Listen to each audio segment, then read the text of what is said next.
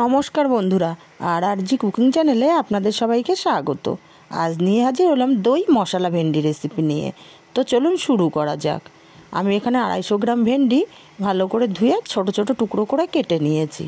আর ভেন্ডিগুলো আমি মাঝখান থেকে একটু চিড়ে দিয়েছি, ঠিক এইভাবে চিড়ে দিয়েছি যাতে মশলাগুলো ভালোভাবে ভেন্ডির মধ্যে ঢুকতে পারে। আমি একইভাবে সব ভেন্ডিগুলো চিড়ে নিয়েছি। আর আমি কেটে জলটা ঝরিয়ে নিয়েছিলাম যাতে ভেন্ডিতে জল না থাকে, তাহলে ভাজলে সুবিধা হবে। এদিকে একটা বাটিতে 2 চামচ টক দই নিয়ে নিয়েছি। এখন এর মধ্যে দিয়ে দেবো 1/2 চামচ ধনে গুঁড়ো, আর দেবো 1/2 চামচ জিরে গুঁড়ো, 1/2 চামচ লঙ্কার গুঁড়ো, আর 1/2 চামচ গরম মশলার গুঁড়ো। মশলাটা খুব ভালো করে ফেটিয়ে নেব। খুব ভালো করে মশলাটা ফেটিয়ে নিয়েছি। এখন এর মধ্যে অল্প একটু জল দেব। জল দিয়ে মশলাটা আরও কিছুক্ষণ ফেটিয়ে নেব, তাহলে দইটা কিন্তু আমার তরকারির মধ্যে দিলে ফেটে যাবে না। খুব ভালো করে মশলাটা ফেটিয়ে নিলাম।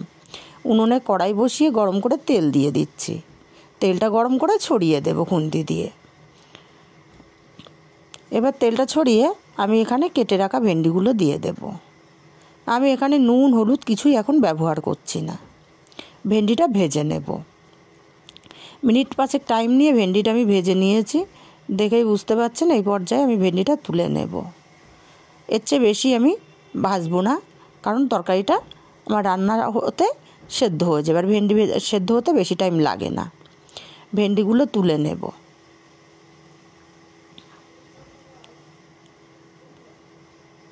আর এক্সট্রা তেলটা ঝরিয়ে তুলে নিতে হবে। ভেন্ডিগুলো তুলে নিয়ে আমি এখানে আরও কিছুটা পরিমাণে তেল দিয়ে দিচ্ছি। আমি সর্ষের তেল আর সাদা তেল মিশিয়ে দিচ্ছি। আপনারা চাইলে যে কোনো একটা তেল দিয়েও রান্না করতে পারেন। এখানে 1/2 চামচ জিরে দিলাম আর 3টে চেরা কাঁচা লঙ্কা। ফোড়নটা কয়েক সেকেন্ড ভেজে নেব। ফোড়নটা কয়েক সেকেন্ড ভেজে নিয়ে এখানে একটা পেঁয়াজ কুচি দিয়ে দিলাম। পেঁয়াজটা আমি মিহি করে কুচি করে রেখেছিলাম। পেঁয়াজটা কিছুক্ষণ ভেজে নেব। পেঁয়াজটা কিছুক্ষণ ভেজে নিয়ে এখানে 1 চামচ আদা আর রসুন বাটা দিয়ে দিলাম। আদা রসুন বাটাটাও আমি কিছুক্ষণ কষিয়ে নেব, যাতে আদা রসুনের কাঁচা গন্ধটা চলে যায়। আদা রসুনটা কিছুক্ষণ ভেজে নিয়ে এই পর্যায়ে দিয়ে দেবো 1/2 চামচ হলুদ গুঁড়ো আর 1/2 চামচ কাশ্মীরি লঙ্কার গুঁড়ো। আমি মশলাটা আরও মিনিট 2 ভেজে নেব। মিনিট 2 মশলাটা ভেজে নিয়েছি। এখন এর মধ্যে দিয়ে দেব আমি দই দিয়ে যে মশলার পেস্ট করে রেখেছিলাম সেই পেস্ট। এবার মশলাটা খুব ভালো করে কষিয়ে নিতে হবে আর অনবরত নাড়তে হবে, তাহলে দইটা আর কেটে যাওয়ার ভয় থাকবে না। অনবরত নেড়ে নেড়ে আমি মশলাটা বেশ কিছুক্ষণ কষিয়ে নিয়েছি। এখন মশলার বাটিটা ধুয়ে অল্প জল দিয়ে দেব। কিছুটা মশলা লেগেও ছিল, আর এদিকে মশলাটাও ভালো করে কষানো হবে জল দিলে। নেড়েচেড়ে মিশিয়ে নিলাম। এই পর্যায়ে দিয়ে দেবো 1/2 চামচ চিনি। চিনিটা দিয়ে আমি মশলাটা ভালো করে কষিয়ে নেব তেল ছেড়ে আসা পর্যন্ত। দেখুন এক্সট্রা জলটা টেনে গেছে, তেলও ছেড়ে গেছে। এইখানে দিয়ে দেবো আমি পরিমাণ মতো জল। জলটা দিয়ে নেড়েচেড়ে মিশিয়ে ফুটে ওঠার অপেক্ষায় থাকবো। তরকারিটা ফুটতে শুরু করেছে, আমি এখানে ভেন্ডিগুলো দিয়ে দিলাম। আর দিয়ে দেবো স্বাদ মতো লবণ। লবণটা কিন্তু আমি আগে ব্যবহার করিনি। এখন এই পর্যায়ে লবণটা দিয়ে দিলাম। নেড়েচেড়ে আমি এটা ঢাকা দিয়ে রান্না করব 10 মিনিট।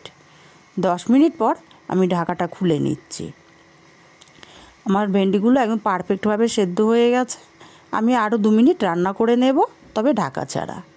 2 মিনিট হয়ে গেছে। আমার তরকারিটা একদম পারফেক্টভাবে রেডি। আমি নেড়ে চেড়ে নামিয়ে নেব। ঠান্ডা হলে এই তরকারিটা আরও জমে যাবে। আমি এবার নামিয়ে নেব। নামিয়ে নিলাম। তৈরি হয়ে গেল আমার দারুণ স্বাদের দই মশলা ভেন্ডি। যারা ভেন্ডি খেতে পছন্দ করেন তারা অন্তত একবার এইভাবে হলেও রান্না করে দেখুন। খেতে অসাধারণ হয়। আর রেসিপিটা ভালো লাগলে লাইক কমেন্ট শেয়ার করতে ভুলবেন না।